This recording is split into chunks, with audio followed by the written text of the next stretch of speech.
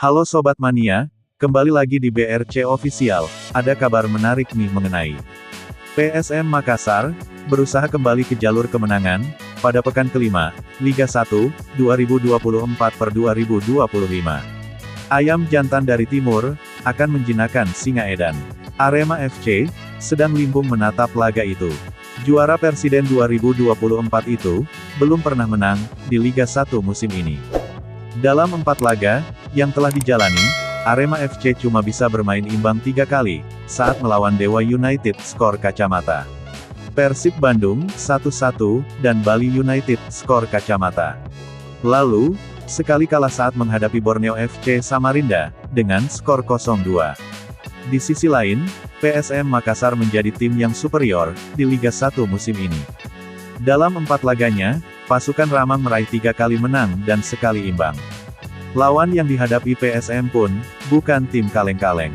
Yuran Fernandes, menang saat melawan Persis Solo 3-0. PSBS Biak, 2-1. Dan Dewa United, 3-1. Lalu sekali imbang dengan skor kacamata, saat menjamu Persib Bandung. Head-to-head 12 pertandingan, berpihak kepada PSM Makassar, dengan 6 kemenangan. Berbanding, 3 kemenangan Arema FC. 3 laga lainnya berakhir imbang. Rekor pertemuan ini, menjadi pelecut PSM Makassar, untuk meraih kemenangan.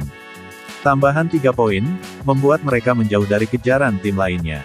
Sekarang, masih pimpin klasemen sementara, dengan 10 poin.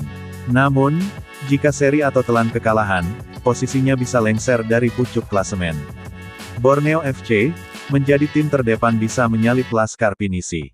Di lain sisi, Arema FC Kebatakan, mengincar kemenangan perdana. 4 laga dilakoni berakhir kurang bagus. 3 kali seri dan sekali kalah. Kini di peringkat 12, dengan 3 poin. Bahkan, Johan Alfarizi CS, sulit mencetak gol. Baru 1 gol disarangkan. Namun, PSM Makassar tak boleh lengah. Tim besutan Joel Corneli, bisa saja memberi kejutan.